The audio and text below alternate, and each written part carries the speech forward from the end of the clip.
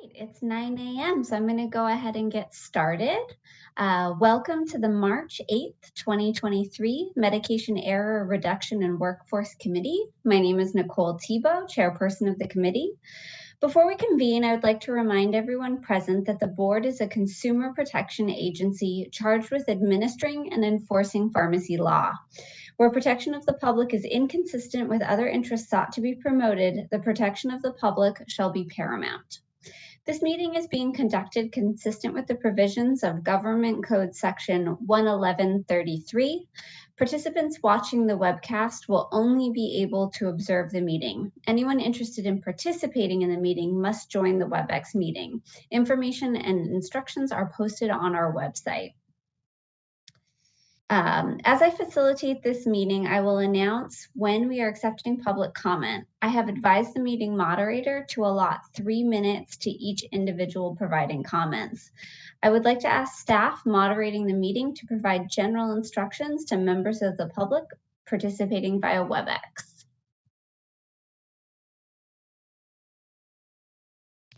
Thank you very much. Before we get started, I would like to remind committee members and senior staff who are not speaking to mute their microphones. If I detect background noise during the meeting as a result of unmuted microphones, I will interject with a brief friendly reminder or simply mute the microphones. To facilitate public comment, we will be utilizing WebEx question and answer feature, also referred to as the Q&A panel. When the chair reaches a point in the agenda at which public comment is appropriate, public comment will be requested. At the chair's direction, I will turn on and announce the opening of the Q&A feature. It is not necessary to identify yourself in order to make public comment. I will take comments in the order they are received. I will give the member of the public the ability to unmute himself or herself. The member of the public will have 3 minutes to make their comment, and I will provide a 10-second warning. And at the conclusion, the microphone will be muted, and we will move on to the next member of the public who has a comment. Please note that the Q&A feature is being used only as a means for members of the public to represent that they would like to make a verbal comment. Once given permission to unmute, the member of the public may unmute themselves and verbally state their comment. The Q&A feature is not to be used for typing out questions or for committee members to communicate with one another. And with that, I return the floor back to you, Madam Chair. Thank you. I'd now like to take a roll call vote. President O. Hi, Nicole. Good morning. Good morning. Jesse Crowley. Good morning. Good morning. I believe Kula is not joining us today. Have we heard anything from Jig?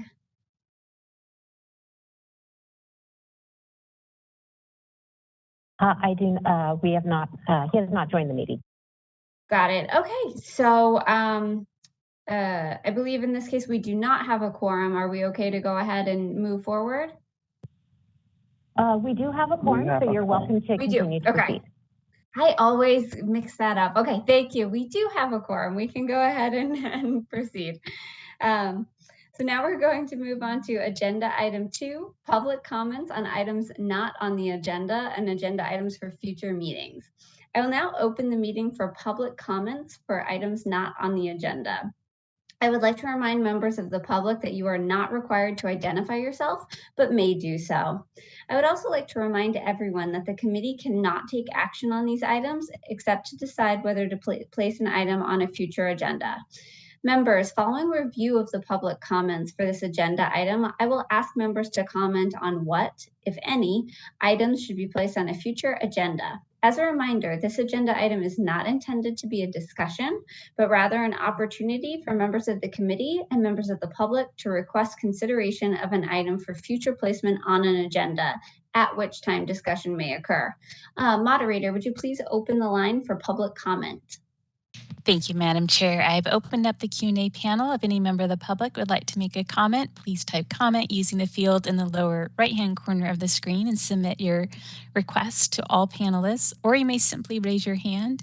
If you've called into the meeting, simply press *3 to raise your hand. We are displaying instructions and we'll give you a moment. All right, I do see that Charles Daniels has a comment, and just a reminder, you'll have 3 minutes. I'll give you a 10-second warning. And Charles, you should be able to unmute yourself. There you go. Good morning. Good morning, committee members. I appreciate the opportunity to share my comment on behalf of the 5 University of California Health Center Chief Pharmacy Officers and Executives. My name is Charles Daniels. I'm a pharmacist and proud to have had over 40 years in the profession. The intent of this comment is really just to share the request opinions of my colleagues at the 5 University of California centers. So general acute care hospitals are required to participate in CDPH mandated annual medication error reduction plans, short MERPs, MERPS. Health system owned retail pharmacies report regularly in those system-wide MERPs. These are detailed processes that address individual medication error reports, perceived risks to patient care. We analyze trends and clusters of errors and identify opportunities for improvement. They include collaboration with prescribers and non-pharmacist stakeholders who are appropriate to identify system issues. They report findings and plans for improvement to health system governance structures. And I'll underline that there is a reporting structure. In addition, many health system infusion centers that are licensed as retail pharmacies are also included in health system CDPH mandated MERPs. As part of the development of the California Board of Pharmacy mandatory reporting of medication errors in retail pharmacies, it's recommended that these health system owned retail pharmacies and infusion pharmacies that are licensed as retail pharmacies who are included in mandated MERPs be excluded from additional mandatory reporting under the retail pharmacy laws and regulations. Medication errors that are reported to the health system program from the licensed retail pharmacies included in MERPs and follow-up actions taken should be made available for board inspectors as part of the inspection visit. I thank you for your time. All right, this is the moderator. I see no further requests for public comment. And just a note, a board member, Jig Patel, has joined us. Would you like me to go ahead and close the Q&A panel? Yes, you can. Okay, it's closed. Thank you so much. Should I redo the roll call? I don't know that you need to redo, but please ask Member Patel to announce. Sure. Jig, could you please announce yourself?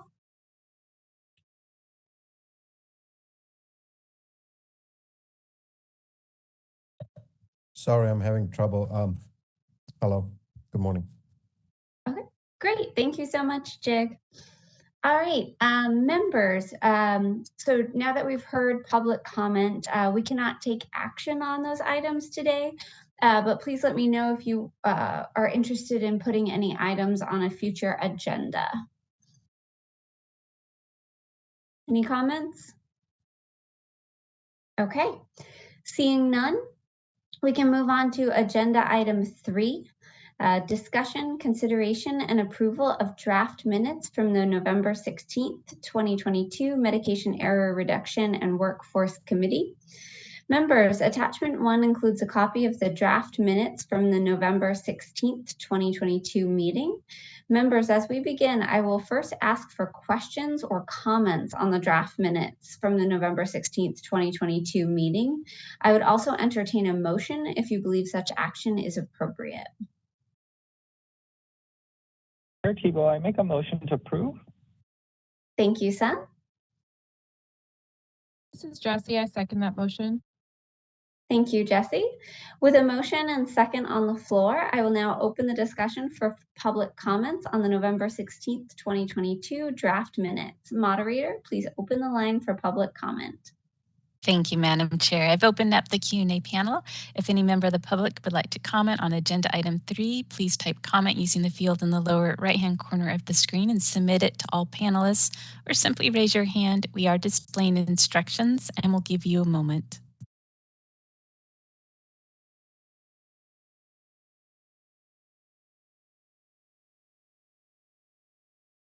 All right, I see no requests for comment. Shall I close the Q&A panel? Yes, please. Thank you. Welcome.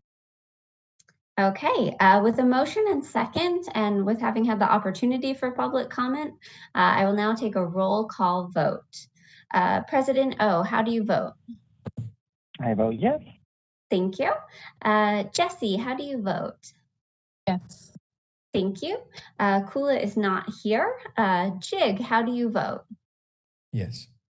Thank you. And I vote yes, the motion passes. Now we're going to move on to agenda item 4, which is a presentation from the Alliance for Quality Improvement and Patient Safety on patient safety organizations. Members, throughout our various discussions, the committee has considered different approaches to address the issue of medication errors. We have learned, for example, about the Institute for Safe Medication Practices, ISMP, and its role in addressing medication errors, including providing free resources and excuse me, and information to licensees about best practices and its advocacy with the FDA to facilitate change. Today, we will see a presentation on patient safety organizations. I am pleased to welcome Peggy Binzer, Executive Director with the Alliance for Quality Improvement and Patient Safety. The Alliance for Quality Improvement and Patient Safety is a professional association for patient safety organizations, PSOs. Ms. Binzer, and I apologize if I've mispronounced your name, please correct me, but thank you for coming, and the floor is yours. Thank you so much for the wonderful introduction, Nicole. Next slide, please. So I am Peggy Binzer. I'm with the Alliance for Quality Improvement and Patient Safety. Our mission is to improve patient safety and the quality of patient care delivery. We develop programs and help our members get to the next level of safety. And we draw from programs from aviation and nuclear energy and other high reliability industries, such as safe tables, creating IT barriers, and confidential reporting and causal analysis. So I also just want to make a shout out. We, as members, we do have many pharmacy PSOs, including ECRI and ISMP PSO and the Enterprise PSO, whose parent is CVS. They are board members. And we also have patient representatives on our board from the World Health Organization Patients for Patient Safety Group. Next slide, please. So we're a very broad association with our membership and our goals to improve patient safety.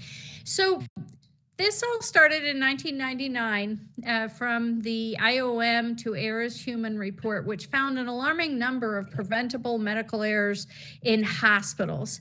And one of the report's main conclusions was that the majority of errors don't result from individual recklessness, but rather it's the fault of faulty systems. And so the primary recommendation was mistakes can best be prevented by designing the healthcare systems to make it harder to do something wrong and easier to do something right. The federal response was the creation of the Patient Safety Act, and I actually had the privilege of being a health counsel on the Senate Help Committee while this act was being put together, and I worked very heavily on making the provisions, and hopefully I think we got it very close to right. And the Patient Safety Act established organizations called patient safety organizations and provided national peer protections for all providers. And this includes pharmacies and pharmacists, any licensed healthcare professional, and also provided protections for the professionals as well as information that we call patient safety work products. So that's our protected information. The statute is a disclosure statute. The protections were designed to allow our healthcare professionals throughout the healthcare continuum to collaborate. And this was designed intentionally so that we could allow our quality improvement processes to follow a patient's journey throughout the continuum of care and allow all of our care providers to work together to improve patient care delivery. Next slide.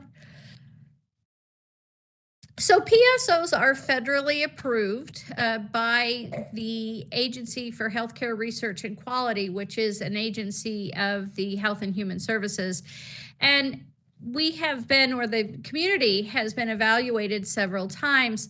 In a recent report to Congress, ARC found that our approved PSOs and healthcare providers have been able to reduce medical errors and increase patient safety in a variety of clinical settings and specialties, which is highly valued, successful, and thriving.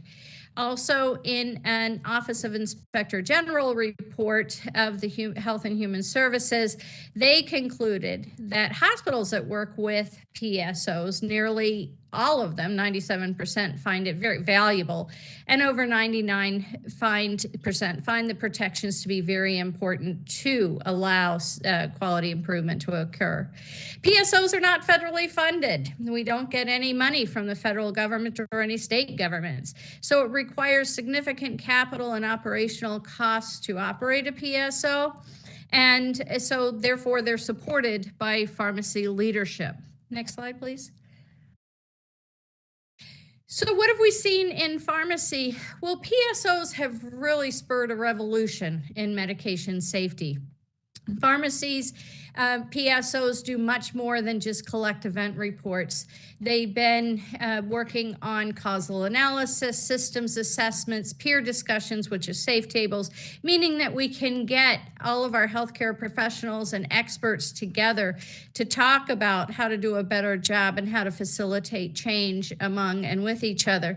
And I do want to state that we do have many of our PSOs who work with state agencies, State Department of Health. For example, a PSO for behavioral health in California works with the California Department of Health, and they include folks who do not have regulatory authority within the safe tables to help facilitate change and minimize patient risk.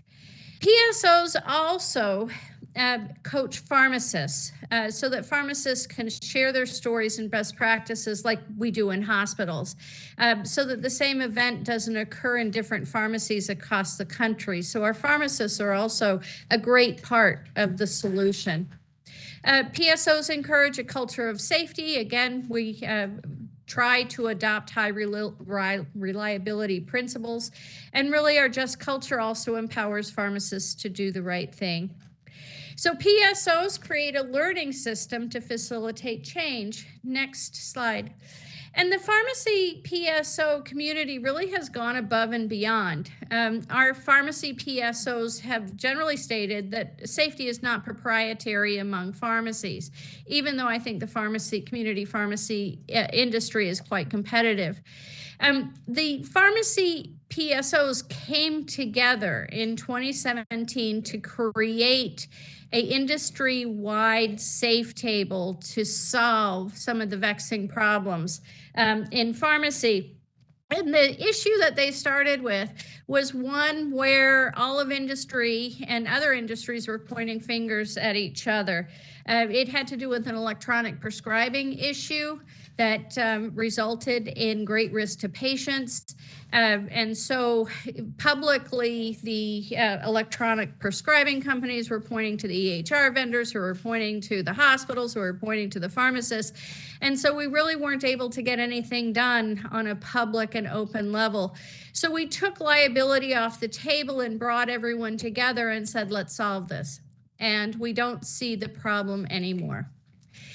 So it just shows that the safe table process truly is a remarkable and successful process.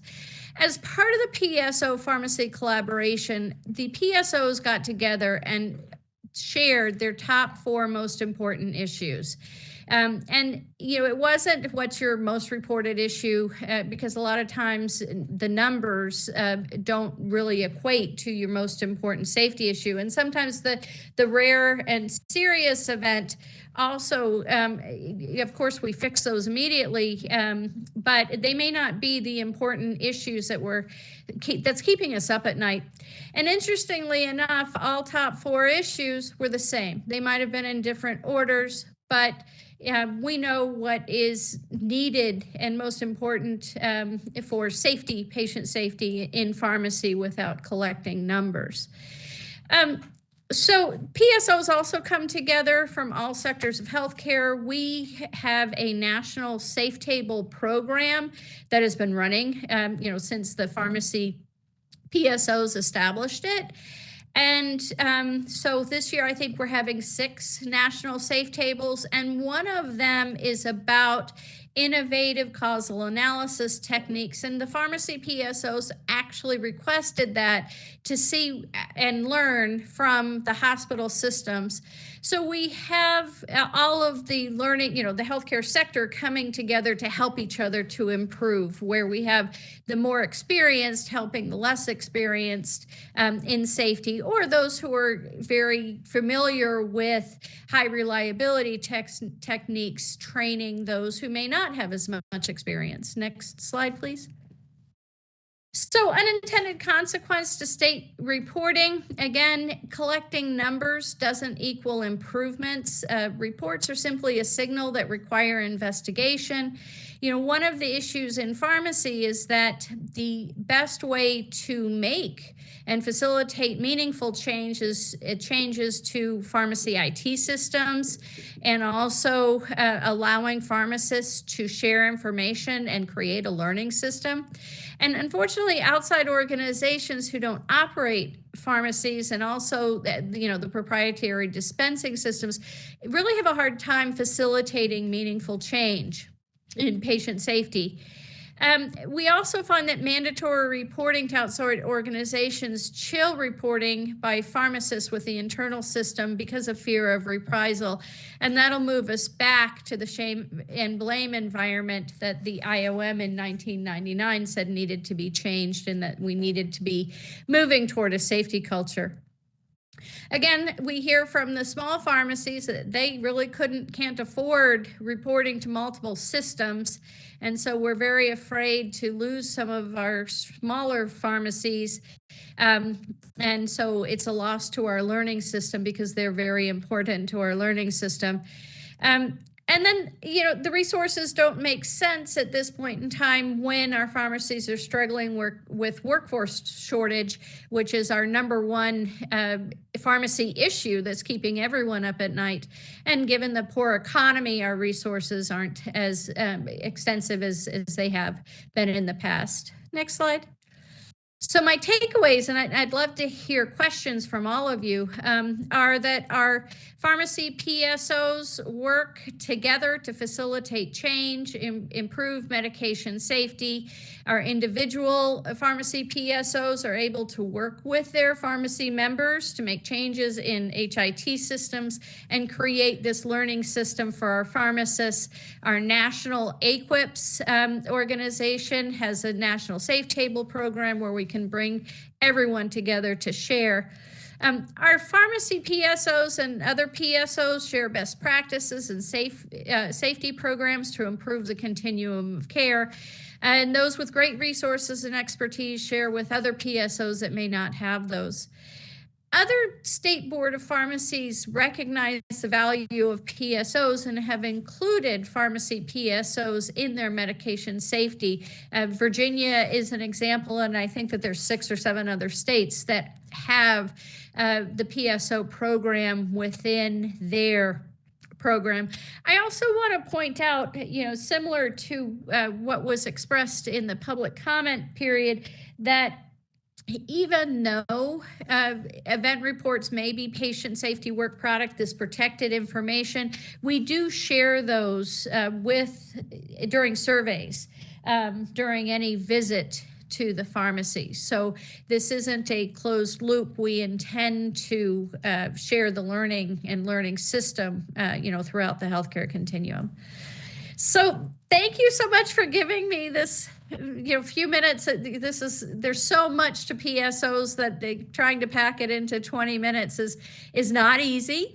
But I'd love to take any questions you might have about the PSO program and process. Great. Thank you so much for your presentation. Members, do you have any questions or comments?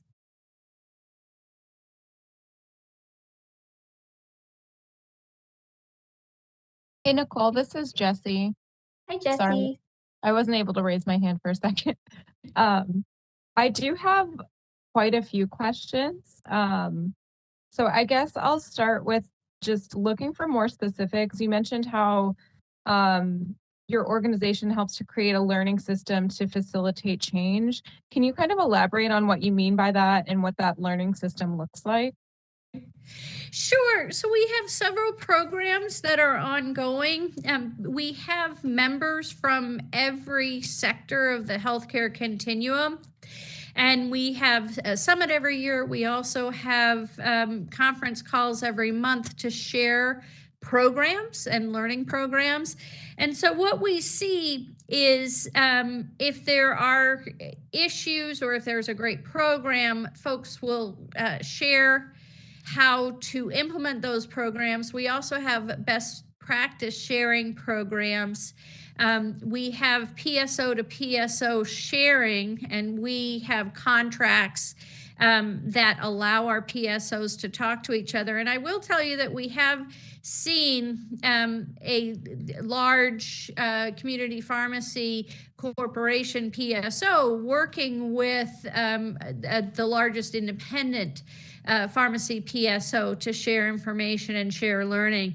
So it's a voluntary method. We also have our National Safe Table program, which is led by ECRI and ISMP PSO, as well as the Louisiana Alliance for Patient Safety.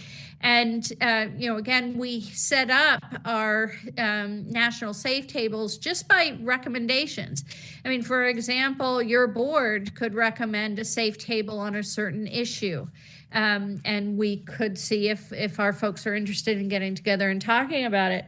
And the pharmacy PSOs have embraced the National Safe Table, where, again, they've come together on multiple occasions to try and solve some of their big issues.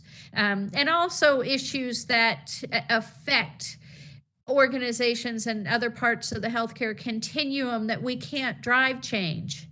And, for the example that I gave where folks came together on an electronic prescribing issue that also included EHR vendors and hospitals, that was really incredible that I think that we'd all say the weakest member was able to drive these other organizations to change for the benefit of patients. So that's part of our learning system. Is the National Safe Table program. But all of our PSOs are enabled to create their own learning system within their own organizations and among and between the PSOs. Great, thank you. Sure. And then I also noted that the pharmacy PSOs had come together to compile the most important issues, and they all came to an agreement on what those issues were. I didn't catch, I'm sorry if I missed it, what the top 4 issues were. Do you have that information? I don't have that information. I'm a lawyer. I wasn't part of the compiling of those. So I can only tell you that I know that they were the same 4. I think it's fair to say that for the most part, we all know what the top 4 probably would be. The top 1 is workforce shortage. Yeah. So, I don't know if they'd be really willing to reveal what those top 4 are, but if they are, we'll certainly share that with you, Jessica. I can ask. Perfect, thank you. And I know a lot of the focus that you work on is on the technology aspect in the systems issue. I'm curious to see what your organization has found in terms of institutional and systematic contributions to medication errors, and just the factors in terms of a system of just culture. Do you have any information on that? I really only have anecdotal information. I think the PSOs might be able to have better information than I do because they're the ones making those changes. But I can tell you that when we institute a just culture, we also see an enhancement in well-being and an increase in reporting from the pharmacists. So we are empowering them so that they can tell their stories. We're empowering them to disclose what happened to them and how it changed how they practice pharmacy. You know, that in a hospital, we call that an M&M, but we see that happening in pharmacy as well. And so it really is a dual learning system where it is the change in IT to prevent it from happening again, but also the story of what happened and how to prevent it. Perfect. And then, sorry, just a couple more questions here. I know that there are several pharmacy PSOs, but do you ever aggregate the data from the PSOs into one entity to kind of view the data and see any trends? Yeah, no, we haven't. That's not, our organization isn't a PSO itself. So we usually work on the different programs or connect the right people together to be able to solve different problems. Okay. So no, we've never aggregated the data. Thank you. And then the last question, I know you said it costs significant capital to run a PSO. Do you have any idea on the cost to a pharmacy to participate? That would depend on which PSO you're working with. Certainly, if it is a community pharmacy PSO that is a PSO of a corporation like CVS, Walgreens, they would be free to participate in.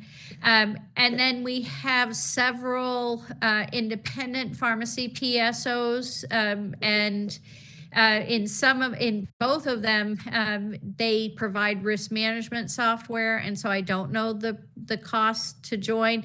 Because of antitrust laws, we are very, very careful to stay out of price. But I'm sure you could contact there's three or four, at least four PSOs that service independent pharmacies that do charge. So perfect. Well, thank you so much for your patience with all my questions. I really appreciate all of your help and great presentation. Thank you. sure. Thank you, Jesse. You always have very thoughtful questions. I really appreciate the effort you put into them. Jig, I see you have your hand raised. Yeah, Jesse, great questions. Peggy, thank you. It's a good presentation. I just wanted to ask you if you can explain the patient safety work product and its restrictions. Sure. So the patient safety work product must be created using specific processes. And if the processes are followed, then the protections attach. And there's two protections, actually three. But the primary protections at the pharmacy level are the confidentiality protections for the pharmacist and the privilege for the data. So under the confidentiality protections, patient safety work product can only be shared using specific disclosures. Why? Because we promised our healthcare professionals that they're, by coming forward and reporting and explaining what happened to them, that their professional reputations would not be harmed. It's very similar to the aviation reporting system. And so that was one that we used as a basis to establish the protections of the Patient Safety Act, because it turned out to be very successful in aviation.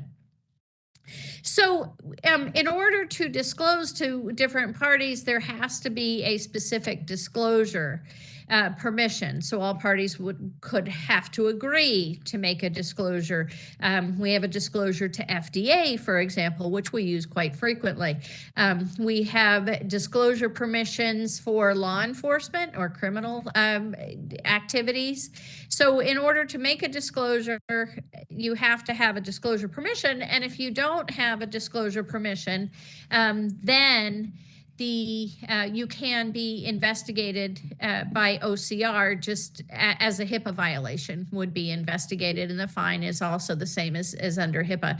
There is a provision that we can share non-identifiable protected information, and in those cases it has to be voluntarily disclosed. So so those are basically quick discussion about disclosures. Disclosures to providers can be made, and disclosures to those providers, the information would have to be de-identified, again, protecting our healthcare professionals who are willing to step forward and stand for patient safety. Regulatory bodies cannot become PSOs, and so it's difficult to make disclosures to regulatory bodies. Except for we do give information, our protected patient safety work product, when there is a survey of the pharmacy, for example. Thank you. Sure. Thank you, Jig. President O, did you have any questions? No questions other than to say thank you for coming to the meeting. We enjoyed our presentation. Appreciate your time. Great. Oh, thank you so much. Thank you for the opportunity. I just love talking about the great things that PSOs are doing. And if you have any questions, later on, please don't hesitate to contact me, because I'm always glad to share and work through any issues we might have. Great. Thank you so much. I actually had a question as well, and then we're going to open it up for public comment. I first wanted to say I really like the concept of the safety tables. I think that sounds really appealing, and I can see why that works really well. So thank you for talking about that. I wasn't aware. Jesse kind of touched on this, so I think I know the answer, but I just want to make sure I asked the very explicit question. So are you aware, I know you talked about several states using PSOs as part of their program, but are you aware of anyone who does what we're trying to accomplish, which is an aggregate data for an entire state or an area like as large as California, done by a PSO? Yeah, I don't think I've seen, Pacers is one that certainly collects all information from their hospitals in Pennsylvania. Pacers just had I think a major setback by really a vote of no confidence by the hospitals. They tried to expand the information that they were collecting to include some causal analysis information, and the hospital said, no, we're not going to share that with you. So yeah, other than that, I don't really know of organizations that have done that. The question I think really is the value, and the value, what is the value? What we found is that PSOs that have tried to simply collect data and identify trends from a market standpoint, they haven't survived. So it really is the PSOs that provide the safe tables and the facilitating change, finding best practices and the resolutions. Those are the ones that have succeeded. And so, I think that should be part of the consideration, because these organizations really have been found to be effective. Great, thank you so much. That was my last question. So now I'm going to open it up for public comment. So as a public agency, the committee provides opportunities for public comment on each item on the agenda. We will now be accepting public comments on this agenda item. As a reminder, public comment is not question and answer session. Ms. Binzer, you are welcome to respond to any comments, but you are not required to do so. Members, if you would like a specific response to any public comments, you can request such a response. Moderator, please open the line for public comment. Thank you, Madam Chair. I've opened up the Q&A panel. If any member of the public would like to comment, please type comment using the field in the lower right-hand corner of your screen and submit it to all panelists, or simply raise your hand. If you've called into the meeting, you may press *3 to raise your hand. We are displaying instructions and we'll give you a moment.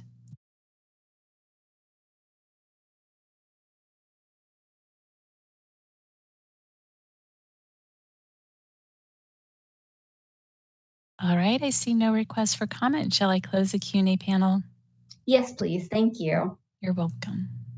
All right. Peggy, thank you again very much for coming today. and for providing this education and for a wonderful question and answer session. We really appreciate it. Oh, thanks for the opportunity. Thank you again. Bye now.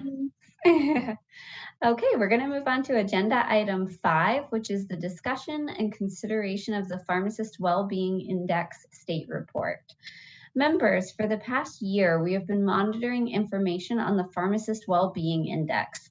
As a reminder, this online screening tool was invented by the Mayo Clinic to assist licensees in assessing their well-being. The screening tool is anonymous and available at no charge. Included in attachment 2 is a copy of the most recent state report. As indicated in the state report, California is currently ranked 40th. For comparison, in October 2022, California was ranked 43rd. Members, do you have any questions or comments?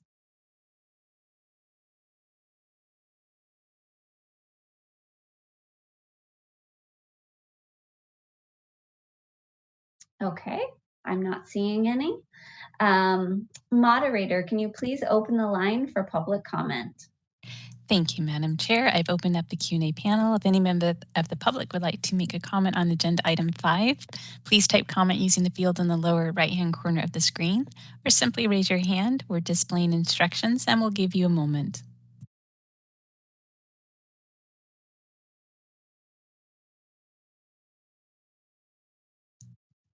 All right, I see no requests for comment. Shall I close the Q&A panel? Yes, please. Okay. Thank you. We will continue to monitor the well-being reports. Based on prior discussions, staff have inquired if the data reported can be further broken down into various categories to learn if, based on demographic information, specific populations may be more impacted than others. If this additional information is available, it will be provided at our next meeting. As a reminder, the Communication and Public Education Committee is working on developing a consumer education campaign that could include messaging about treating pharmacists and other pharmacy personnel with respect. Okay, we're going to move on to our last agenda item 6, which is future committee meeting dates. Members, our next and potentially last meeting as an ad hoc committee is scheduled for June 7th, 2023. Thank you everyone for your time and attention today. Please stay safe, and the meeting is adjourned. Thank you, Chair Tebow, for always doing a great job and running this committee. Really appreciate it, and all the members. Thank you. This has been wonderful. I think we've had some really, really great content and conversations in here, so I really appreciate it and everyone's participation. Thank you. Thank you, everyone. Thank you. Bye.